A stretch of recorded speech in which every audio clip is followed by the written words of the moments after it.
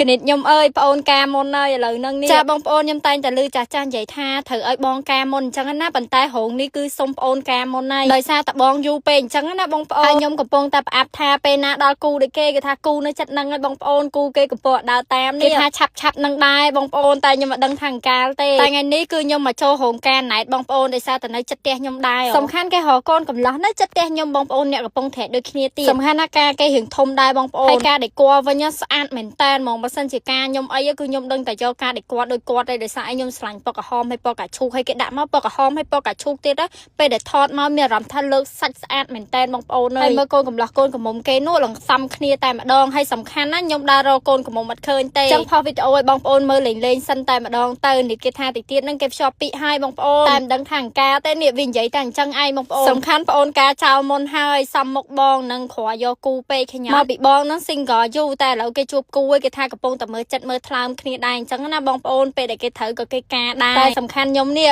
ការតែងខ្លួននេះដូចឡើងឆាកបងប្អូនពេលមកចុះមានតែឯងប្រោមានអារម្មណ៍ថាថ្ងៃហ្នឹងមានអារម្មណ៍ថាចង់ធ្វើខ្លួនបងប្អូនដល់ពេលធ្វើខ្លួនចេញមកអីលើគេប្រោចាប់ហ្មងបងប្អូនតែបាច់មើលរៀងឯងចារៀងមកក្តាប់តែម្ដងរៀងឡើងស្វែលហ្មងដល់កូនកំមុំកូនម្លោះវិញនិយាយរួមទៅខ្ញុំស្គាល់តាំងពីគាត់ហើយនឹងខ្ញុំនឹងនៅអត់ដូចគ្នាបងប្អូនឥឡូវហ្នឹងក៏មិនមែនធូរធារអ្នកមានអីដែរណាបងប្អូនគ្រាន់ថាពីមុនគឺវេទនាហ្មងសិតតែអ្នកស្គាល់គ្នាតាំងពីវេទនាបងប្អូនពេលឥឡូវម្នាក់ឥឡូវគេចាប់ផ្ដើមរិចផ្លែផ្កាបដាហើយសម្បីខ្ញុំនឹងក៏រៀងគ្រាន់បើជាងមុនដែរគ្រាន់ថាវាមិនមានអីទេគ្រាន់ថាវាធូរធារជាងមុនយើងអត់សូវពិបាកដូចមុនអញ្ចឹងណាបងប្អូនតែអាហ្នឹងគេហៅថាដៃគូណាបងប្អូនទៀតហ្នឹងថតកូនកំមុំកូនកំឡោះឲ្យបងប្អូនទាំងអស់គ្នាមើលដោយសារតែឥឡូវអត់ទាន់បានថតគេទេដើររកកូនកំមុំកូនកំឡោះមិនទាន់ឃើញអញ្ចឹងណាអញ្ចឹងជះរៀងជាមួយនឹងបងកូនកំមុំសិនទៅឃើញអញ្ចឹងណាបងកូនកំមុំនៅលេខលក់ឡើយណាបងប្អូននៅក្មេងតូចឡើយទេកូនកំមុំគេចាស់ទុំជាកណិតខ្ញុំអើយប្អូនការមុនអើយឥឡូវហ្នឹងនេះចាបងប្អូនខ្ញុំតែងតែឮចាស់ចាស់និយាយថាត្រូវឲ្យបងការមុនអញ្ចឹងណាប៉ុន្តែរោងនេះគឺសុំប្អូនការមុនហើយដោយសារតែបងយូរពេកអញ្ចឹងណាបងប្អូនហើយខ្ញុំកំពុងតែផ្អាប់ថាពេលណាដល់គូដូចគេគេថាគូនៅចិត្តហ្នឹងហើយបងប្អូនគូគេកំពុងដើរតាមនេះគេថាឆាប់នឹងដែរបងប្អូនតែខ្ញុំមិនដឹងថាអង្ការទេតែថ្ងៃនេះគឺខ្ញុំមកចូលរោងការណែតបងប្អូនដោយសារតែនៅចិត្តផ្ទះខ្ញុំដែរសំខាន់គេរកកូនកំឡោះនៅចិត្តផ្ទះខ្ញុំបងប្អូនអ្នកកំពុងត្រែកដូចគ្នាទៀតសំខាន់ណាការគេរឿងធំដែរបងប្អូនហើយការដែលគួរវិញស្អាតមែនតើហ្មងបើសិនជាការខ្ញុំអីគឺខ្ញុំដឹងតែយកការដែលគាត់ដូចគាត់ទេដោយសារខ្ញុំឆ្លាញ់ពណ៌ក្រហមហើយពណ៌កាឈូកហើយគេដាក់មកពណ៌ក្រហមហើយពណ៌កាឈូកទៀត